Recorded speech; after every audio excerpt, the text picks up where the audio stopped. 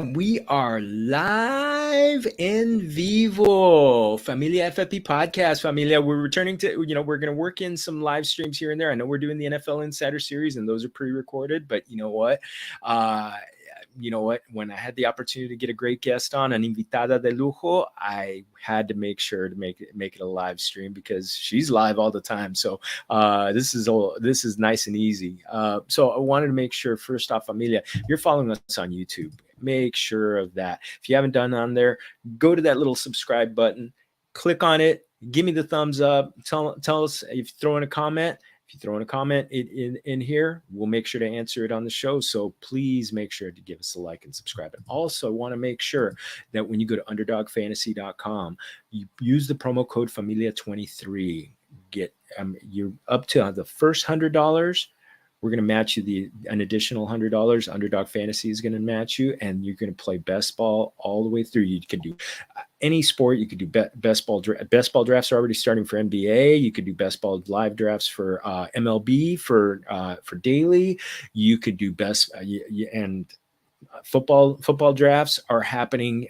They've been happening since the Super Bowl, essentially, Familia, and they're going to happen all the way to kickoff when the Lions and the Chiefs happen. So make sure, again, Familia 23 or Familia 23 if you want to do it in Spanish. So make sure you're putting in that promo code.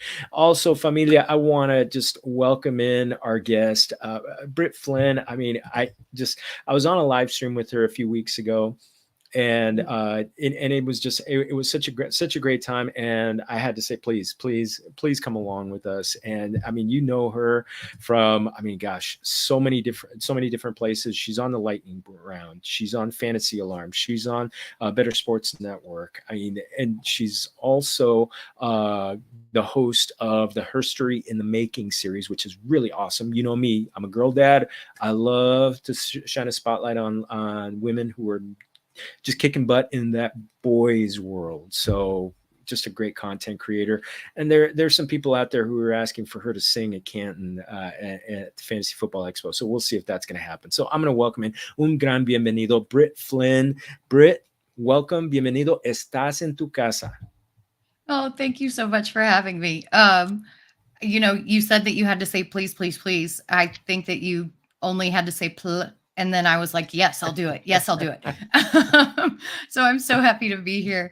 And as far as the singing, we turned a dive bar into a karaoke bar at the FSGA in Cleveland this past week. So I don't think it'll be that hard to get me to sing. What did you grace everybody with? There were like 10 people in this dive bar, and they had a Touch Tunes thing, and had a couple beers, and it was me and Howard Bender and Coop and Will Ty from Better Fantasy. And I was like, should I do this? You know what? I'm going to do this, and I'm going to see if they respond. They loved it. Everybody started playing songs, and we just all started singing. It was a great time. So you won't have to twist my arm if you want to hear me sing again. Oh, any particular favorites that you busted out? I think that I did Alone by Heart. I did Someone Like You by Adele. I think I did I Will Always Love You by Whitney Houston. I was just all over the place. I was in my bag when it came to like the divas and the songstress people. You did not choose easy songs. I was feeling it, and it was just coming out. It doesn't always work that way, but that night it did. So, and then I think we changed up and did Creep by Radiohead on top of it. I just heard that on the radio, and that's such an incredible song. I love that song. Oh man, that's a great. So you did that as a group? No, we were just the four of us sitting at a table, and the rest of the people were at the bar, and I was like, I'm hijacking this jukebox, and I'm just gonna keep singing and being obnoxious. And if they like it, they like it. If they don't, I'll stop and leave the bar in shame. Well, Jose's Landing is calling everybody's name for Sunday night at the Fantasy Football Expo. I want to say a quick hello to a couple of our guests. Dame Overboard.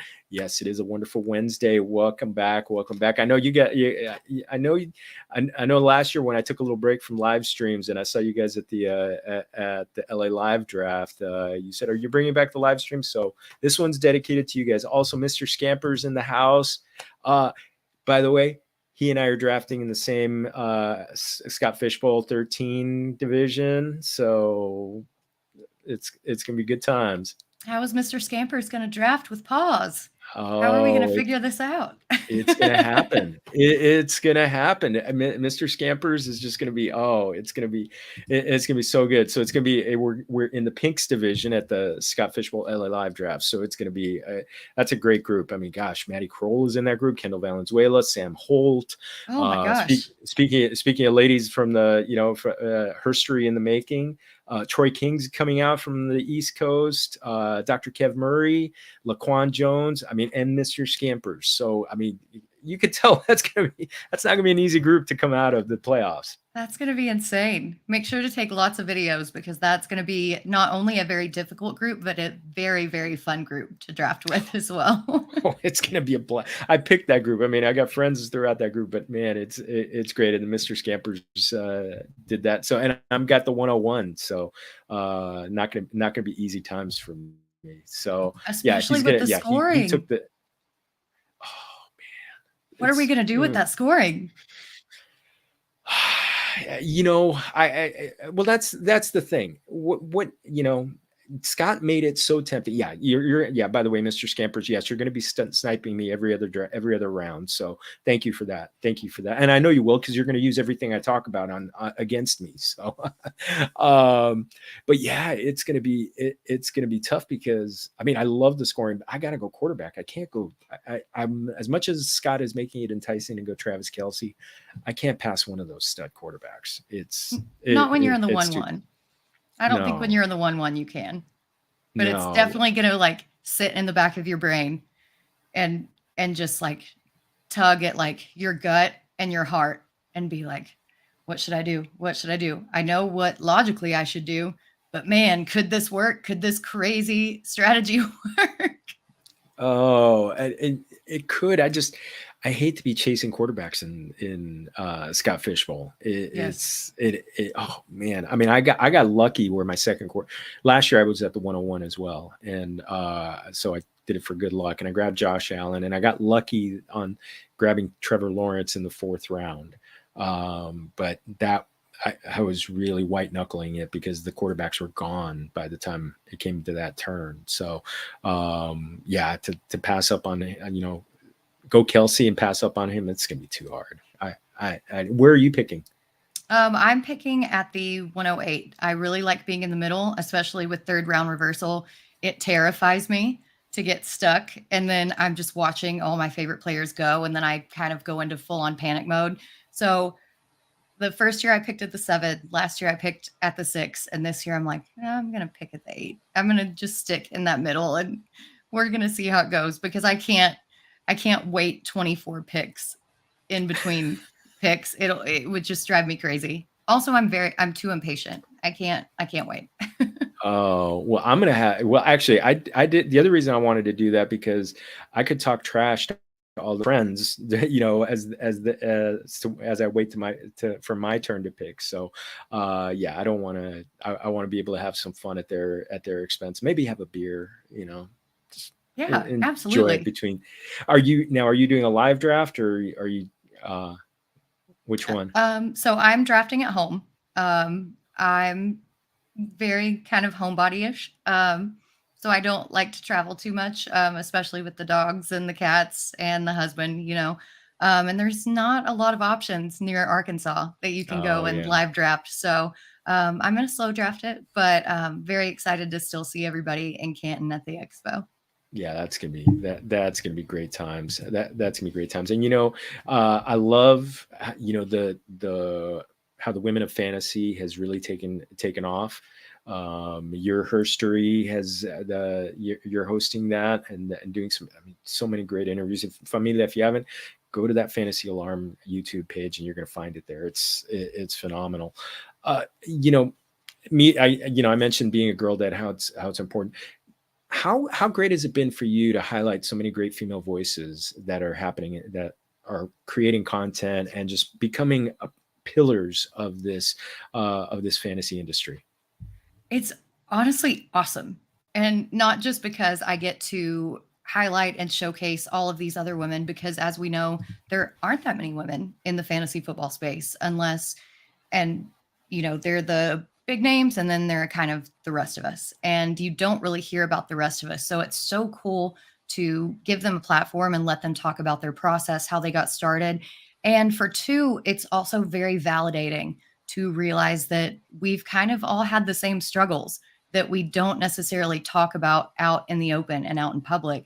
And it's interesting and very motivating to hear how they deal with those different obstacles. And I try to take something away every single time from every interview, just a little piece of advice on how to deal with either my own brain or some extraneous troll out in the Twitterverse. And it's just really been awesome to build this sub family of women in the fantasy football community. It kind of, does it kind of give you a little extra armor against those trolls that come out? Absolutely. I'm like, I used to always, man, I remember the first time, I think it was after I did one of my very first start set shows with Kevin and Gary Haddow, and it was Calm Before the Storm, which we were doing kind of as an offshoot of Lightning Round. And I had given somebody advice and it did not work out.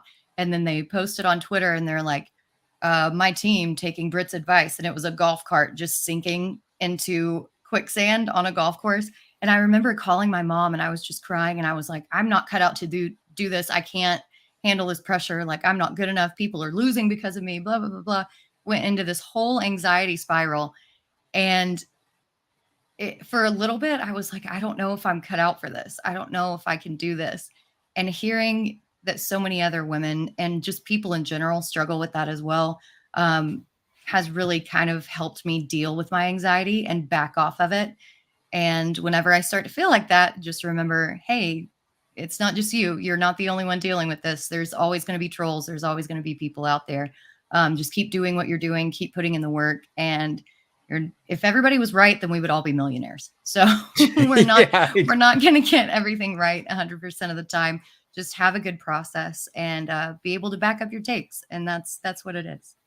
And honestly, if we hit, 60% of the time on a lot of times, especially on the bets, you're making great money. You're doing great out there. So, and you know what? I think it's kind of, I was just on a show with Bob Harris and we were talking about that. And I use the blackjack analogy. It's just kind of like staying within your, staying true to your process, and you're going to, don't deviate.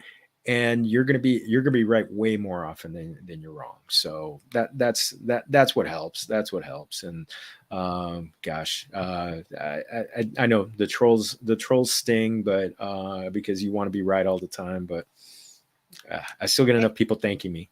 It's that perfection syndrome that I think a lot of us have, and that's why we're in this industry, to be honest. We just want to make everybody like us and we want to be perfect. And you just have to realize that we're not going to be perfect all the time. Oh man, just want to throw a couple of comments out there. Dame, yes, I am glad that we know our draft spots this year. Last year we had to compete for our draft spots, so that was pretty funny. We did all sorts of, had to play pinball, shoot pool, bowl, and it was all at the Trophy Smack headquarters. It was pretty, I don't know how they get anything done, but, and yes, Mr. Scampers, there will be beer. There will be beer. I actually owe Sam Holt a beer because I lost a bet to her last year. So gladly going to pay up. And one, Herms, mi amigo. Oh, love yes. you, Herms. Much love for Herms. Much love for Herms.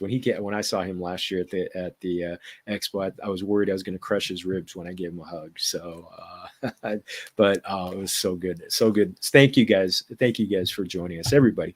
And Britt, what was it for you? I mean, you talked about kind of like the early thing, but what was the inspiration to get started? So The funny thing is, I never really thought that this could be a career or even something that I could do even for fun. Um, I have always loved football. Even when I got involved in my first fantasy football league, it was my husband's cousin's league, and they had a very last minute person who backed out. It was $100 buy-in. I was bartending pretty much like 60 hours a week at the time. And I was like, yeah, I've got money. Let's do this. And so I sat down like 5 minutes before the draft and I was like, wait, I guess there has to be strategy to this, right? And so my husband's telling me, like, yeah, you take running backs, which is funny when you look at my Anchor running back article that we're going to talk about later, because this is how much the landscape has changed. But at that point in time, it was like, yeah, you take running backs because of positional scarcity. And then you want to take this and da da da da. And I was like, okay, yeah, I've got it. Like, you don't have to tell me anything else. And about through 4 rounds, I just went off the rails and I'm like, I like this guy. I like this guy. I'm taking this guy. And I ended up making the finals. And I think that the only reason that I didn't actually win was because I took Tony Romo as my quarterback. And that was the year that he got injured in like week 15 or 16. And at that point, the waiver wires had completely dried up. There was just nobody out there that I could pick up. And it really sucked. But everybody thought that he had drafted my team for me and had made it to the finals for me. And I was like, well, if he drafted my team, why isn't he in the playoffs? Why isn't he in the finals? I mean, it doesn't make sense, right? And so after that, I just kind of started following people on Twitter and kind of shouting into the void. And Ryan Hallam from Fighting Chance and Fantasy Alarm kind of reached out to me. And I was like, who's this guy? How did he find me? And we started talking a little bit about how passionate I was for football and how knowledgeable I was. And he said, do you write? And I was like, oh yeah, I can write a lot. And he's like, okay, well, write me all the fantasy relevant matchups for week 14. I ended up sending him like a 20 or 30,000 word article on every single, like, and he goes, oh yeah, you can write. And then he got me connected with Fighting Chance Fantasy. Later on, I got the customer service job with Fantasy Alarm, and then Howard Bender found the stuff that I'd written with Fighting Chance, and was like, "I really love your voice. I'd like you to come on and write some stuff for us." And it's just kind of evolved from there. I never really thought that this would be something that I would be doing at all, let alone full time. I still pinch myself almost every day and I'm like, am I dreaming? What's going on here? But it's so much fun to be able to write about something that you're passionate about every single day and just hang out and have fun with your friends while you're working. And you know what, and that's one of those things. It's like, it becomes really living that dream where you're just kind of like, yeah, you're doing something you absolutely love that you would do for free, and thankfully you don't have to do it for free. So that's just, love the story, and I love that you made the finals. I always love it when women kick butt. I mean, and one of your recent guests, Gemma Martinez, I got asked to join an experts league for NFL fantasy in Espanol, and Gemma took the league. She took the experts league, and I was like, if it wasn't gonna be me, Gemma. She's amazing. Yeah. I was so absolutely impressed with her. I only got to meet her very briefly at the expo, but having her on the show and talking about, especially because there is a little bit of a language barrier and a cultural barrier living in Mexico. And the fact that she still crushed the way that she did, I'm just like, I'm even that much more impressed by your knowledge and the way that you can adapt to everything and still beat out all the boys. Oh yeah. She kicked our butts. I played the everybody on my team got hurt card. So, but but hey, you know what? That's what happens. But no, it was a lot of fun. It was a lot of fun playing that league. So I actually want to switch places with you right now. Let me see if I get, because I want to see top right corner. I didn't want it to get blocked off there. Prince holds a very special place in my heart. So when I saw that, I had to ask you about it. what made you fall in love with Prince, and maybe a couple favorite album, favorite song? Is that a couple of favorite songs? Yeah, so I was kind of sheltered as a kid Mm. when it came to music. We My parents kind of listened to the same thing over and over and over again. They had their same music on rotation all the time, and Prince wasn't a part of that. But I remember seeing him for the first time on PBS, and it was right after he changed his name to a symbol. And at the time, I didn't really understand what that meant. I was like, "Oh, that's kind of weird." But like he looks cool and he sounds cool. And then as I got older and realized the reason that he did that, it just gave me that much more admiration for him because he was one of the very first artists who took control of his music, of his masters from the label and did it in his own way. Um, he started writing music at 7. I think he wrote his first song at 7. And I used to write music, not any good music like him, but I would write little songs and sing them around the house. I think my parents have a VHS of me like making Halloween songs and Thanksgiving songs. And, so just somebody who was that in tune with music as a kid. Um, I think he was also one of the biggest androgynous icons. We kind of touched on it before the show. He could steal your girl wearing lipstick and platforms, and you couldn't even be mad about it. I mean, he was just an icon. Obviously, Purple Rain, Little Red Corvette. I love Nothing Compares to You, and I don't Ooh. think that everybody really knows that he wrote that song.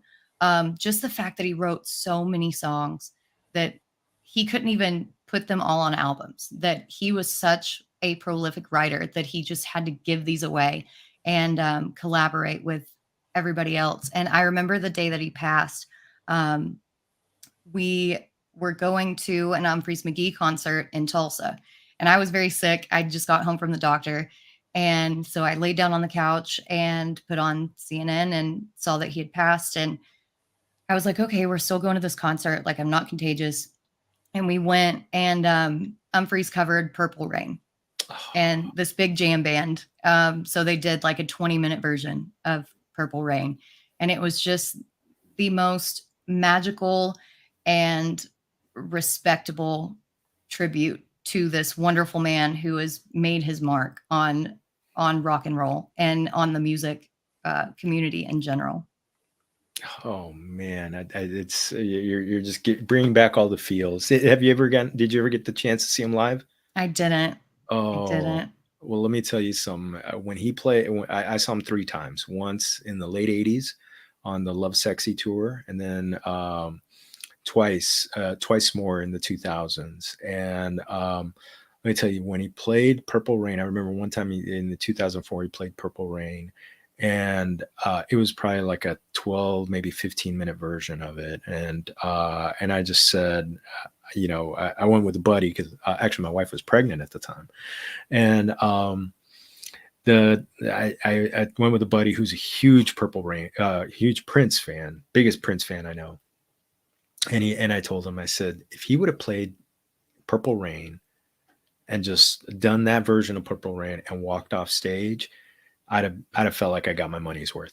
Just that would have been worth the $100 by itself. And luckily, he played for like 3 hours, and it's just, Oh my gosh. oh man. And he did a tour out here in LA, where he played Friday, Saturday, and Sunday for 7 weeks, and he like dropped the prices. That same buddy and I, we went, this was like 2010, 2011.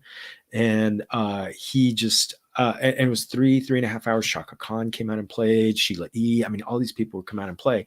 And they called it 21 nights. And he would play every Friday, Saturday, and Sunday for like 3.5 hours every night. And it was just blew the doors off the forum. And just a spectacular performer. Gosh, I mean, you're right. I mean, mascara, mascara, lipstick, and takes your girl, and you're like, hey, that's all good. That's all good. But yeah, and one thing, are you at all a Stevie Nicks or Fleetwood Mac fan? Oh yes. Yes. So I went and saw Stevie Nicks with Billy Joel a couple months ago.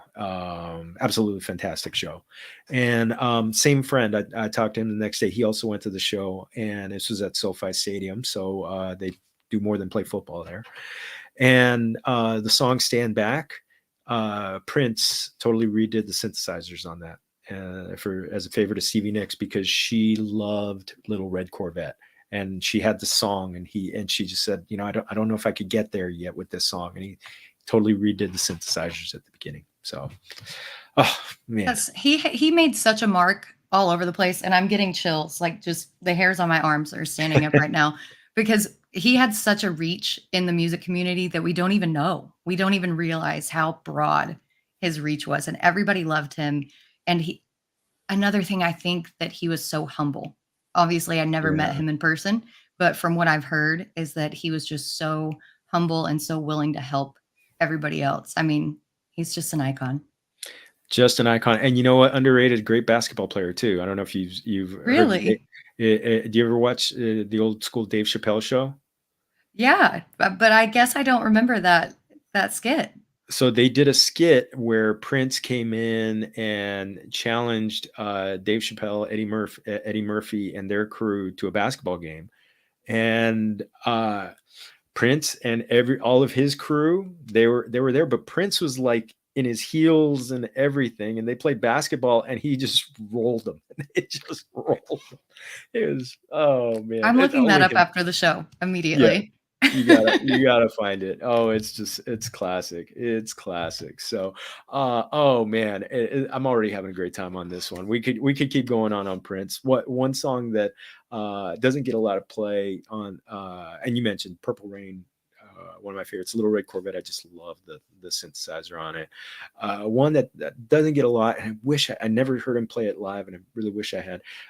From Sign of the Times album, I Could Never Take the Place of Your Man. I just love the guitar on that one. It's just R.I.P. Prince. Thank you for giving us that music. Thank you for giving us that music. But Britt, let's talk some football right now. Let's talk a little Yeah. running back strategy, and I want to actually give you a chance to kind of promote what you got coming out, because I think it's fortuitous timing that we did this show. We call this episode Anchors Away Running Back Strategy. I'm going to give you the floor to introduce this next section and promote what you got coming up. Yeah, so we released the fantasy football draft guide at Fantasy Alarm last Thursday. It's what we call a living draft guide. So it's not like a magazine, it's not like fixed articles. If anything changes, we're going to go back and update it. So any kind of offseason news, any kind of injury things, any kind of movement, or just news in general, we're going to go change that. And as part of that today, I dropped my anchor running back strategy, which, as I kind of touched on in the beginning, when I very first drafted my team, it was like running back, running back, running back. But I don't think that that's always the case anymore, because that's not the way that the game is played. So I feel like it's very important to evolve and adapt to different strategies. And anchor running back is one of my favorites to go with in this day and age of the NFL. So did a lot of data entry on Excel to get these numbers and hone in everything. And yeah, I think it just confirmed my bias that anchor running back is the way to go. And it is crazy because, like, we did an underdog draft where we met, and 14 of the first 24 picks are wide receivers now. So it's over. I think it may have overcorrected a little bit, but really it's just showing that those anchors, those those bell cows, the lead caballos, as I like to call them here on Familia FFB, those are the ones that really make a difference. So and I'm a fan of this strategy. So my a big question that I have is, when you're doing an anchor running back, what's the latest round that you're comfortable taking a running back? So it used to be round two, like mid round two, but as you just mentioned, in underdog and the way that things are falling and just the inflated ADPs of all these wide receivers, I'm kind of comfortable taking them into the mid to late third rounds.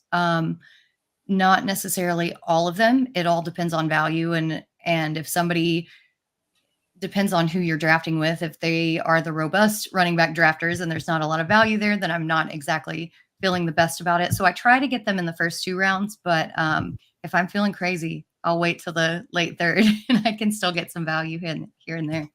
You know what's funny? Recently, probably about a week and a half ago, Mauricio Gutierrez, Hema's husband, he and I did a mock draft for the Estadio Fantasy podcast, and we talked. We did a mock draft. We went 3 rounds, and so we went more zero RB, but our anchors, we ended up. I really liked the team that we had because we had. I mean, we ended up with wide receivers. Our first 3 picks were Jamar Chase, Garrett Wilson, and Jalen Waddle, which I was just like. And Perfect. then yeah, I think our running backs ended up being. I mean, I think our anchor may have been Rashad White or Aaron Jones. I think it was one of those guys. And we got Alvin Kamara, and we got a lot of value later. But I love this strategy because if you go running back, I actually did that in an underdog draft because because a second, I think I started Bijan Robinson and Jonathan Taylor, and Jonathan Taylor was just too sexy to pass up there. But it felt weird. It felt weird to start that way. I mean, have you started running back on any of your drafts, and it feels It does look weird, especially when you're looking at the board because it's all color coded and you're like, which one of these things is not like the others? And then it's like, it's my team. And it feels like you're losing out on so much value as you're just watching those wide receivers drop and drop and drop. But I will say, if you do enough underdog drafts, that it is important to do different builds and to not always subscribe to the same build because then you don't get any exposure to different players. And you can kind of, if one of your players that you're, 40% exposed to gets injured, then your entire underdog situation is basically done for, especially in those early rounds. So it is important to experiment a little bit with different builds, but it does feel weird, especially in an underdog situation where you start 3 wide receivers and yeah. only 2 running backs. And that's why I think they're going so fast in underdog because you do have to play that additional wide receiver spot. Yeah, I love that. That is really really important. I mean, I'm glad you brought that up about the third wide receiver because I think that's why amigo of the show Joe Dolan loves to say that underdog is drunk with wide receivers right now, which I think is pretty appropriate. But yeah, I mean so true, so true. Now, but I think the interesting thing is you got to be comfortable with who your RB2 is going to be because you're going to wait a while. Is there like a certain number of rounds that you're going to wait before you're filling that RB2 role? Yeah, so I did in this article, I'm not going to give everything away, but Sure. I did a bunch of underdog drafts and I did an early pick build, a middle pick build, and a late pick build. So my early pick was at the 104, my mid was at the 108, and my late was at the 111. I think the earliest that I drafted an RB2 was in that late pick build with DeAndre Swift. Um, Oh, I He fell all the way to round 7. And although I don't necessarily feel like the most comfortable with him in Philadelphia and with his injury history, in round 9, I ended up getting Antonio Gibson. In round 11, I got Jamal Williams. And then I got Jerome Ford and Dwayne McBride, who can both have roles yeah. as handcuffs and or just secondary goal line backs. So I felt pretty comfortable with that. Um, and that's the trick to there is an art to anchor running back. You really have to know um, in a PPR league, is this guy your pass catching back? Is this guy going to get goal line work? Is this guy going to be a high upside handcuff if one of your other guys goes down? So you really have to do some research before you go into this build. You can't just draft according to ADP and just willy nilly and um, kind of who's there. But I've gotten some pretty good value. I think in the middle build, I got David Montgomery in the 8th, Antonio Gibson in the 9th, Jerick McKinnon in the 11th, and Jeff Wilson in the 15th. I mean, come on. And then my early build was actually probably my least favorite. And that's the one where I took Eckler at the 4. I got James Cook in the 8th, Samaje Perine in the 9th, Devon Achane in the 11th. And then I went Gus Edwards and Chase Brown in the 16th and 17th. But I still feel like they all have so much upside. And the thing with the RB2 position is that with as many teams run committees in their running back room. The difference in the RB13 and the RB24 in PPR leagues was like 35 points. There was not a big difference in 12 Wow. spots.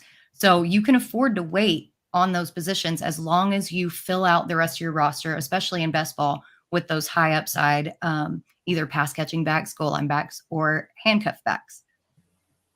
Yeah, 35 points. It's 2 points a week. Yeah, it That's was really, is negligible. yeah. That's 20 yards. Yep. So, no, that's that. I love that. I love that.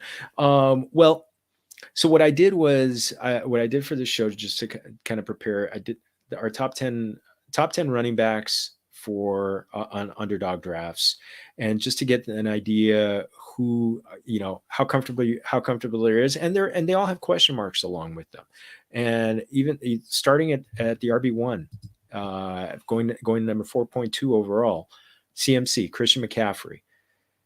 He's 27 now. People are starting to make a big deal, even though he had over 300. I think he had 329 touches last year. Now the big question with him is, yes, he had the healthy season, but how comfortable are you grabbing him in a range where Cooper Kupp, Tyreek Hill, Travis Kelce, those guys are all going? I think I'm still comfortable with CMC, especially if I'm in a PPR league or a half PPR league, because I think he was only second to Austin Eckler in targets last year.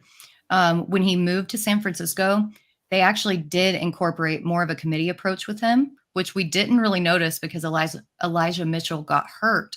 And then it just kind of became the CMC show. But when Mitchell was healthy, they were really using like a 60-40 split, a 55-45 split, but they were still giving him those valuable targets. So I still feel pretty good about CMC. He's also running behind the best line that he's ever run behind in his entire career. So I feel pretty good about him. And as the final cherry on top, San Francisco has one of the easiest schedules in the entire NFL. So I think that the game script is going to be in their favor, and he's going to get quite a few touches. Yeah, I mean, for a running back in the NFC West, 6 games against you got the Seahawks who did not have a good run defense. The Rams and the Cardinals are both revamping their defense and the defenses, and that's 6 games right there. That's a third of the schedule. So I love that. I love that idea, and plus he's still such a force in the passing game. Gosh, I mean, you mentioned it. All those targets. I mean, just a marvelous player. I'm looking up how many targets he had last year. It was 108 targets, 85 total receptions. So just a spectacular player. And I know the Elijah Mitchell worry is there, but he's going to get his. Yeah. Yeah. And another thing that I forgot to mention is that CMC had 38 red zone carries. So one of the highest rates in the league. So even if he doesn't get those passes, he's gonna, the Debo role no longer exists. So we don't have to worry about Debo. All of those touches that Debo got 2 years ago, they all belong to McCaffrey now. Yeah, I mean, it might get some, but yeah, I totally agree with that one. It's him. So the next one is Austin Eckler. We put him on you one of your favorites, and going at the 8.8 a lot of drafts. And so when you told me he was one of your favorites, my daughter whipped up a thumbnail with Austin Eckler strumming his air guitar, and it's awesome. So at the 8.8, I actually had the question the other day. And just to get some diversity, because I hadn't had a lot of Eckler drafts, I took him over Travis Kelce and Bijan Robinson. It was about pick number 8 or 9.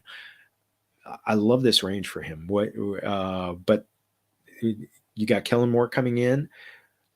We saw what he did with Tony Pollard, but now with the added Quentin Johnston, any little worries that these other guys are going to snipe him a little? I'm not worried about anybody else currently on the team. What I'm worried about is one of these free agent running backs still lurking out there. Leonard Fournette's name has been thrown around a lot. And, Eckler's never been a between the tackles guy. He's never had 1,000-yard rushing season. He's always been a pass catching guy and a touchdown guy. So if they do end up signing another back who's in free agency right now, that worries me a little bit. But Kellen Moore did a great job with Zeke and Pollard both last year. Pollard got quite a few targets, ran outside where he excelled in space, and Zeke ran between the tackles and got the touchdowns. Now, does that mean that Eckler is possibly in line for a little bit of touchdown regression? Probably. But I think in a PPR or even a half PPR format, those targets are going to sustain him. Yeah, I think so. I can't see him going under I mean, when he had everybody available to him, and when I'm saying he, I'm sorry, Justin Herbert had all of Keenan Allen was healthy, Mike Williams was healthy, both in 2021. Eckler still had 70 receptions. So he's going to be a force. I think they use him just right. And he's hungry because this is the last year of his contract. So he wants to I don't blame him. He wants to keep making money. And I love that they're using him so much as a weapon, because I think that very much like that Alvin Kamara, it's kind of the new age running back. And those guys, I think, last a little bit longer because they don't take the big hits because they're taking those passes. So Eckler may be one of my favorite ones on this list because of where he's going. Just quick shout out to J-Wall, amigo J-Wall. Hope life is good in Big D. So hope life is good in Big D, mi amigo. Sending big hugs. You know what? Let's check in our third running back. And this one's interesting because going off as the number 10, so right behind Austin Eckler, going off as the RB3, Bijan Robinson, the rookie, going off as the pick number 10. You're a Cowboy fan, so you saw Ezekiel Elliott come in and just absolutely destroy the league coming in as a rookie. I think we're having those expectations of Bijan Robinson. Comfort level with him taking him there, even though he's a rookie. I think it's a great position for him and a great spot. And where we see rookie wide receivers kind of take some time to acclimate to the system, they need to learn where their placement is, running their routes, where the quarterback's going to throw them the ball. The running backs don't necessarily have to do that. They have a much more limited playbook that they have to understand. Bijan can already line up all over the field. He's already great at pass blocking, which, as we've seen, is very important if you're going to be on the field. And they wouldn't have taken him with the 8th overall if they were not going to utilize him heavily. I think he's also in a very pretty anemic division. So he should be able to just kind of run all over him. I don't want to set a ceiling for him because the NFL is different from the college level, but I still think he's going to get the target share or the volume, the carry volume, and probably the target share, that he's going to have a very high ceiling. Yeah, I know. Just sneak preview, Familia. I haven't released it yet, but I already did the interview for the Atlanta Falcons for a beat writer, and definitely sees them using him a lot as a weapon, more than a dual purpose weapon with a lot of plenty of pass catching. So we could be looking at 300 total touches, including the receptions, and I'll take my chances with this kid. I like him at that point.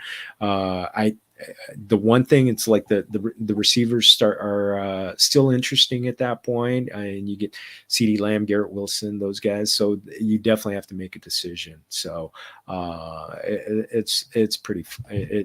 But I still love them, because one of the things that we know about running backs, if they're going to be great, they're going to be great from the beginning. It's very rare that they're not great from the beginning, and the people who watch a lot of film have said this guy's one of the best running backs of the last 10 years. So we'll see.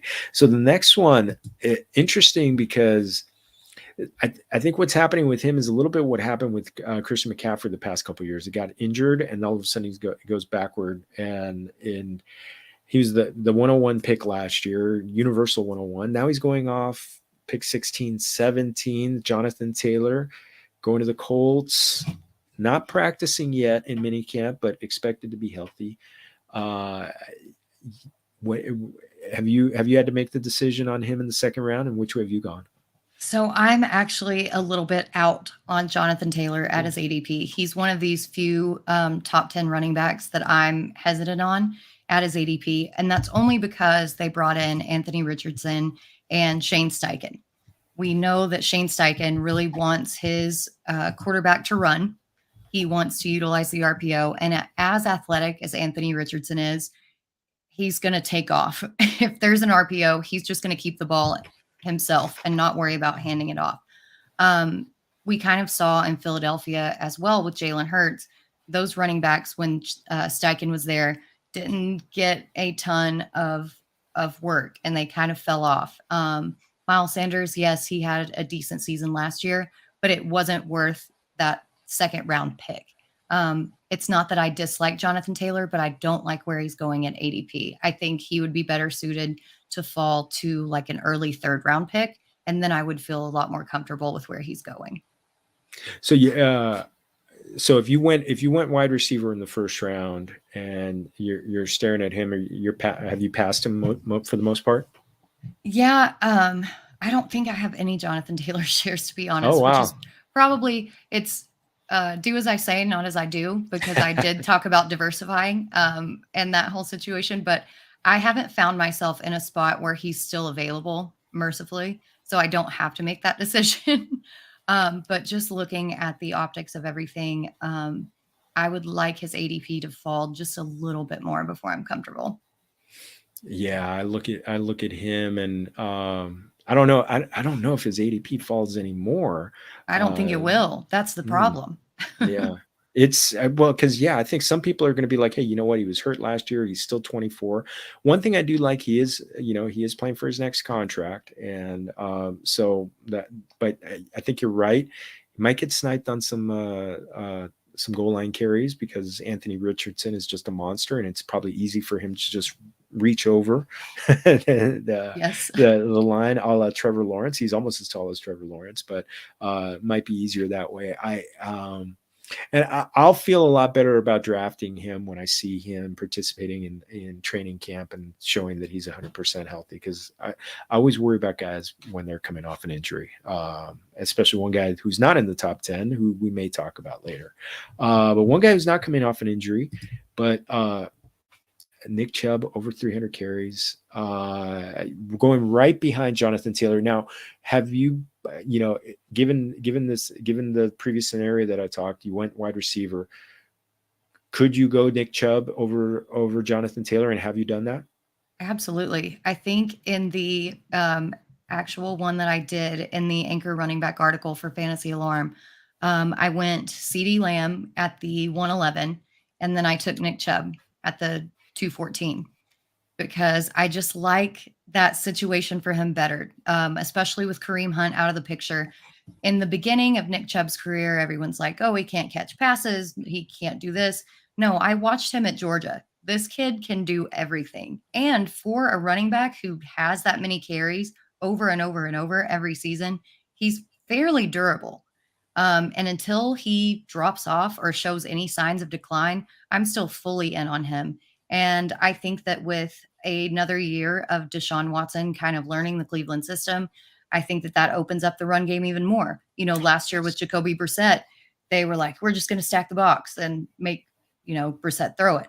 I don't think that's going to be the case this season. And I think Chubb's going to have a lot larger lanes to bust through and do those explosive runs that are so fun to watch. And hopefully we don't see him go down on the 1 yard line to end the game this year. And oh, painful. I had him in a league that luckily it didn't cost me a win, because we were winning comfortably, but that costs a lot of people victories. And it's just, you hate it when the smart football play gets in the way of fantasy football, because it's just like, you understand it both sides. And just a quick self promo, Emmett Golden from ESPN Cleveland, we sat down, and that show dropped earlier today. So if you haven't checked that out, make sure to go, after you're done with this one, go check that out. It's a quick episode, and he sings the praises of Nick Chubb, calling him the best closer even in baseball. So love it. Yes. Yeah. So he thinks they're going to be doing Ah, yes, yes, yes. Yeah. So, so the next guy, the RB6, out in, in New Jersey. Oh, wait a second. Uh, Saquon Barkley going off as the RB6. He's going in that range, 18.4 right now. When you're looking at him, big season last year. He hasn't signed his franchise tag yet. My money is he's going to take his money and play for another contract. But you're looking at him. They did grab a running back late, but are you still comfortable grabbing him as your anchor? I think so, because holdouts in the past haven't worked out very well for the running backs. I mean, Unfortunately, it's just kind of how the NFL is right now, and it's not fair because the running backs do just as much work and have just as much value to a team. But the fact is, they don't last as long in their careers as other positions, and so you can replace them a lot easier. And as unfair as it is, that's just the way of the world. So I think that he's going to end up signing his franchise tag. Um, I can't see him holding out for more than a game or two, if he even does. And they don't really have a ton of pass catchers. I think that it's still going to be Daniel Jones dumping it down to Saquon. Saquon's a great pass blocker. He's a great explosive runner. And the only concern that I have with him is health. But last year he showed me. They were in a pretty tough division with some pretty tough competition. And if he can stay healthy through all of that, then I have faith in him as much as I do any running back. Yeah, and you mentioned the work in the passing game. They did not add a dynamic wide receiver one. Darren Waller is probably going to be the top target, but yeah, Saquon, he's that safety valve, and he's probably going to get 50 to 55 receptions that way, and still be a force. Still get 275 to 300 rushing attempts. It's hard to expect anybody else, and he is a great anchor. Anchor running back, kind of like, mid to late second round at that point. If you went, mid to late second round, you're going with that Cooper Kupp, Tyreek Hill, one of those guys. If you didn't get CMC, that's who's coming back to you in the second round. So now the Giants beat reporter today came out and said that it's possible that Paris Campbell leads the wide receiving room in targets. Like, come on. No, Saquon's definitely he's going to have those targets if Paris Campbell is leading that wide receiver room. Oh man. Well, I think Familia, who's out there, they know that you're a Cowboys fan. And so Tony Pollard, someone who is kind of like in the Austin Eckler, Alvin Kamara, kind of that dual threat running back. The one thing that worries me about him is, he's never carried the ball 200 times. He carried a ball 193 times and had 39 targets. So, still a dynamic player, but they don't have that hammer to take some of the hard runs away from him. You're more plugged into the Cowboys than I am. But, I'm going to be sitting down with the Cowboys writers in a few days. But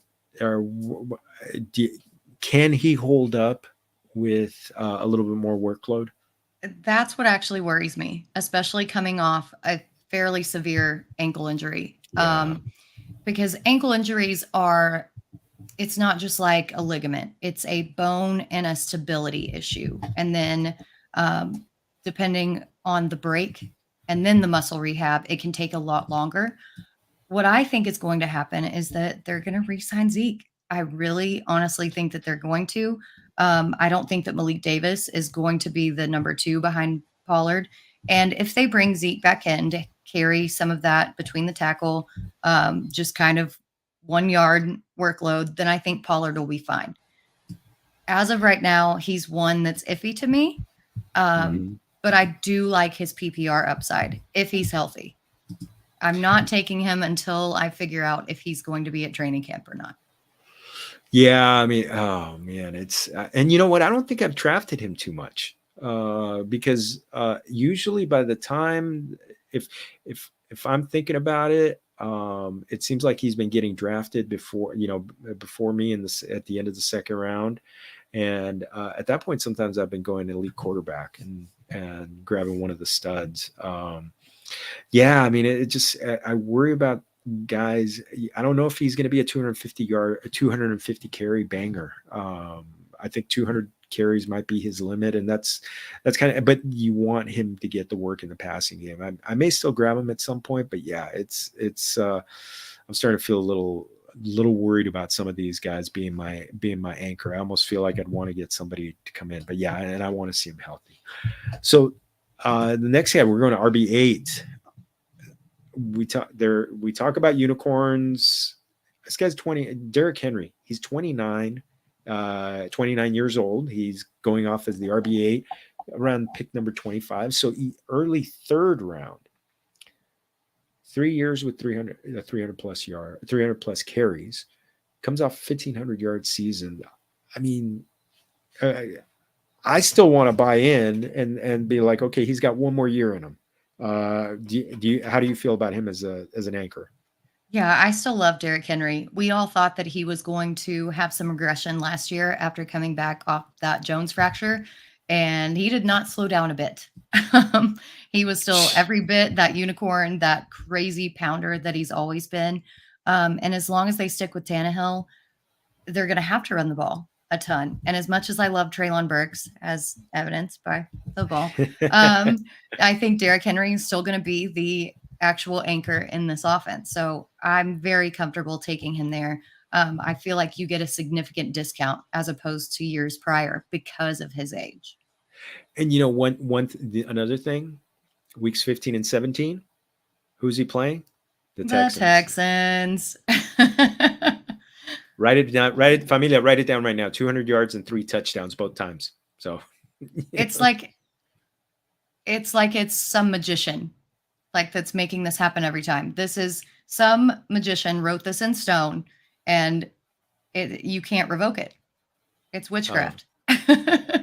And you know what? Yeah, it's witchcraft that's got the fountain of youth. But you know what? When it comes, I mean, we're talking about a potential Hall of Fame running back here, and some of those guys, Emmitt Smith was still a 300 carry guy into his early 30s. Walter Payton, one of the greatest of all time.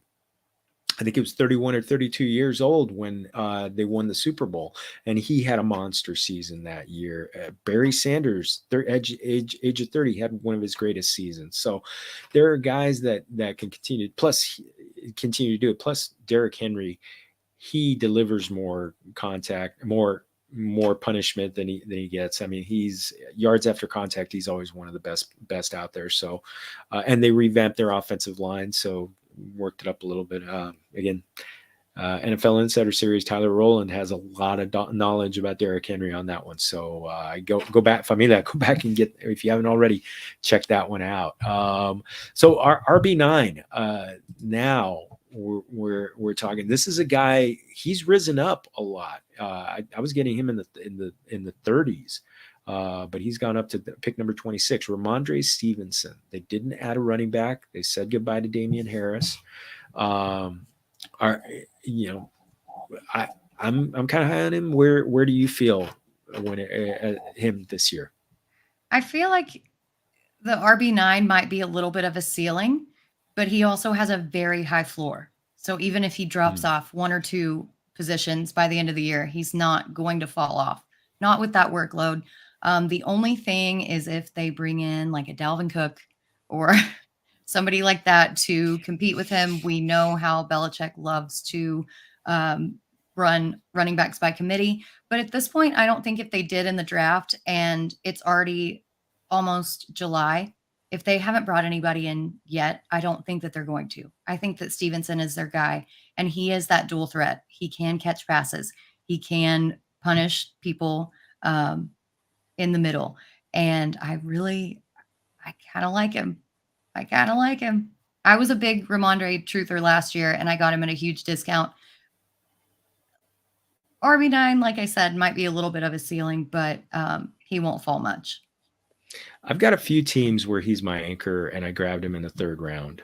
just because I went running back, or I went receiver, or I went receiver, top 3 quarterback, and then came back to Ramondre, and just figured it out for the RB2. I think a lot of times I got Rashad White as the RB2 that way. The dump offs for Rashad White are going to be crazy. Oh my goodness, they're going to be nuts. They are going to be nuts. And Stevenson's still such a factor in the passing game, and it's kind of that same situation with Mac Jones there. I mean, he's a low ADOT type quarterback, so the dump offs are still going to be a thing with him too. Yeah, I think it's going to be. I think he's going to be a really good player this year. I know there's some Pierre Strong love coming out, and maybe steal some carries here and there. But I think Ramondre is going to get a healthy dose, and I think he's going to be a great player. Last one, I believe in standard. Josh Jacobs was the number 1 quarterback and number 1 running back, either number 2 or 3 if you went half PPR or PPR scoring, 2,000 yards. I'm a little worried about making him my anchor. Where do you stand on him? Yep, that entire Raiders offense scares the bejesus out of me because we don't even know if they're going to have a quarterback.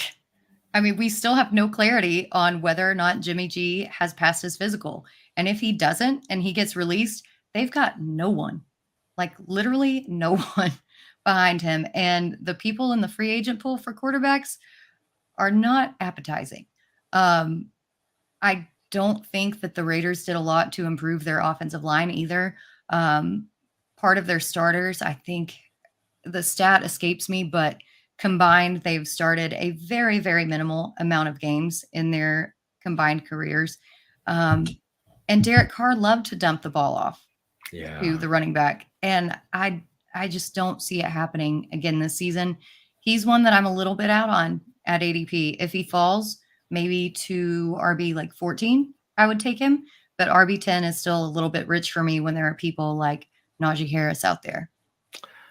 Najee Harris, I think, is my most. Najee Harris and Ramondre Stevenson are probably my 2 most drafted running backs. I've had Najee as my anchor many times. So outside of the top 10, who are there any anchors that you're still looking for?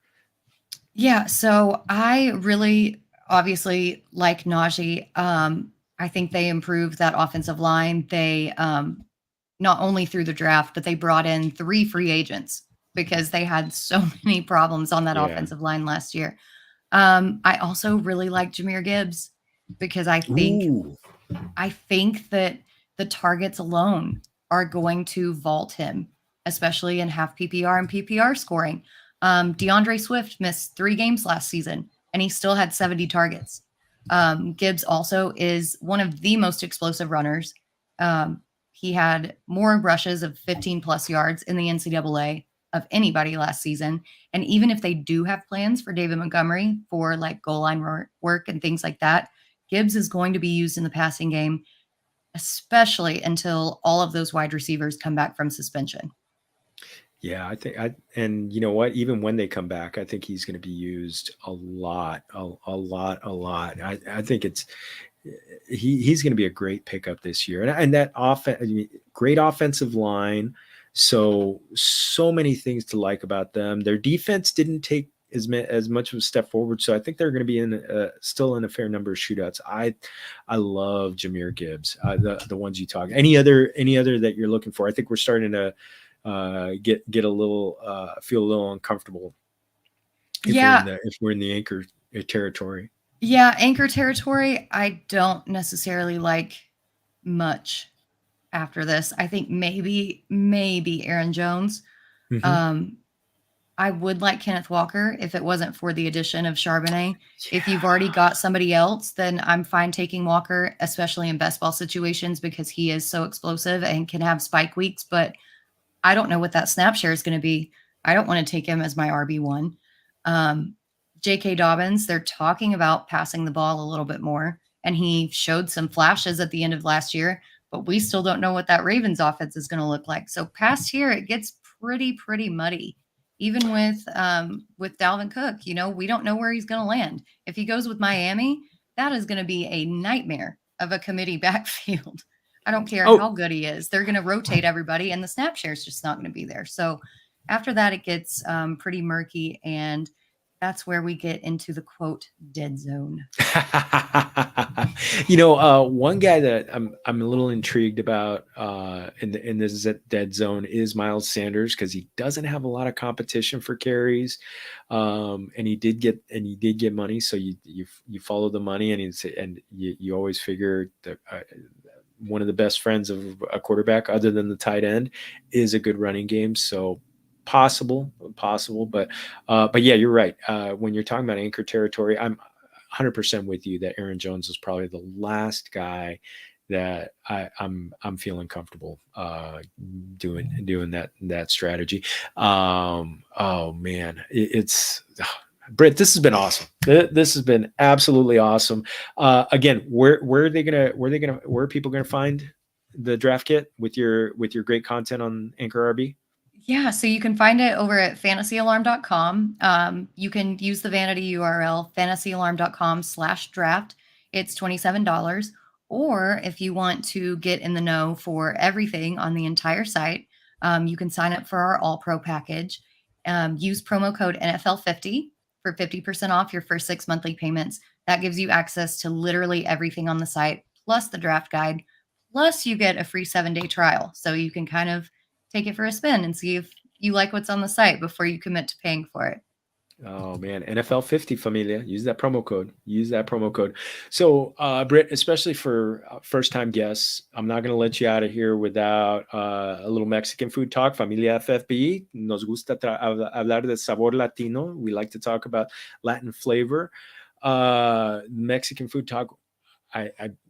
What are your favorite tacos, and any favorite Mexican food that you have out there? So I absolutely adore Mexican food. My pronunciation of it is not so good, so please, La Familia, do not make fun of my pronunciation. I'll help you. Yo te ayudo. So chilaquiles. Oh my god. And then birria tacos. Oh my goodness, one of my favorites. And then we had a dish at kind of a fusion restaurant, Oaxacan salmon, and then poblano mole. Oh my god! Oh, I love mole. Yeah, honestly, any Mexican food, I love it. Put it in front of my face, and I will devour it. Have you when you've had mole, by any chance, have you ever had the opportunity to like homemade corn tortillas and to dip it into the mole? Yes. Oh, yes. That's just heaven on earth. Yes, I had quite a few friends in the restaurant industry that did cookouts and made homemade corn tortillas, and there's nothing else like it. I don't care, and I can never replicate the recipe. They can give me the recipe; it's never the same.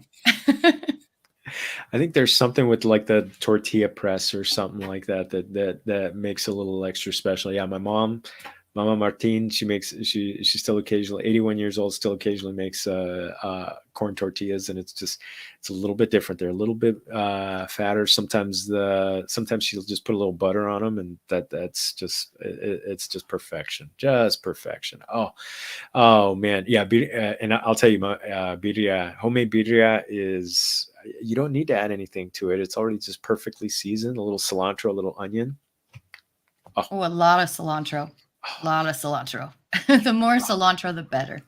I feel bad. My sister got the gene where cilantro tastes like soap, and I'm like, better you than me. Oh, poor thing. Poor thing. I'm so sorry. She hates it. But like I said, better her than me, because I love it. Oh man, I'm trying to think of what have you done much chorizo or carnitas? Yes. And then huevos rancheros in the morning. When you're hungover, nothing hit like huevos rancheros in college. Huevos rancheros, if they got a little side of refried beans, it's just perfection. Just perfection. Oh man, this has been perfection, Britt. Yeah, this has been awesome. This has been awesome. This is not going to be a one and done. You're gonna keep getting invited. I've had so much fun with you. Please, you already promoted the kit. Anything else any other great stuff coming up? Oh, yeah. So I kind of have a little laundry list, so bear with me. Please feel free. So we have started the Lightning Round Best Ball 3 Championship. The first year we raised $1,000 for charity. Last year we raised $2,000 for charity. So we're really trying to raise $3,000 this year. You can find the link to sign up pinned in my Twitter bio or Twitter profile at Britt_Flinn. Then next Tuesday at 2 p.m. Eastern, I have another episode of Her Story in the Making. I'll be interviewing Shan Blunt, who is a producer for SiriusXM. We're kind of going behind the scenes with that. Like I mentioned, the draft guide. We also launched a new morning show on Better Sports Network at 8 a.m. Eastern called A Better Morning. That's Monday through Friday. You can find that on Better Sports Network. And just a little teaser, stay tuned because I might have something else in the works for a Monday through Friday show. Familia.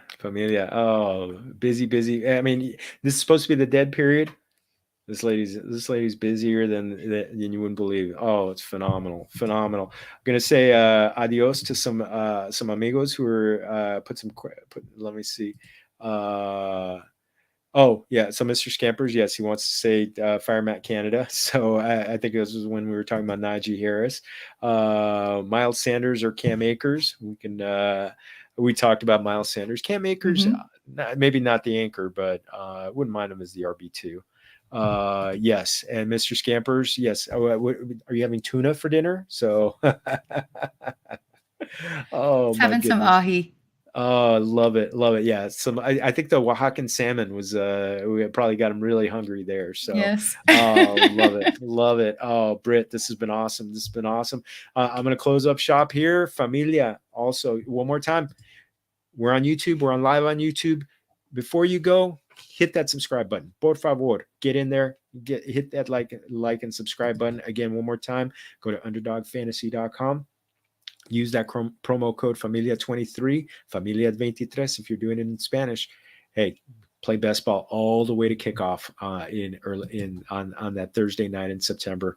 You can find me at Jorge Martin 17 on Twitter.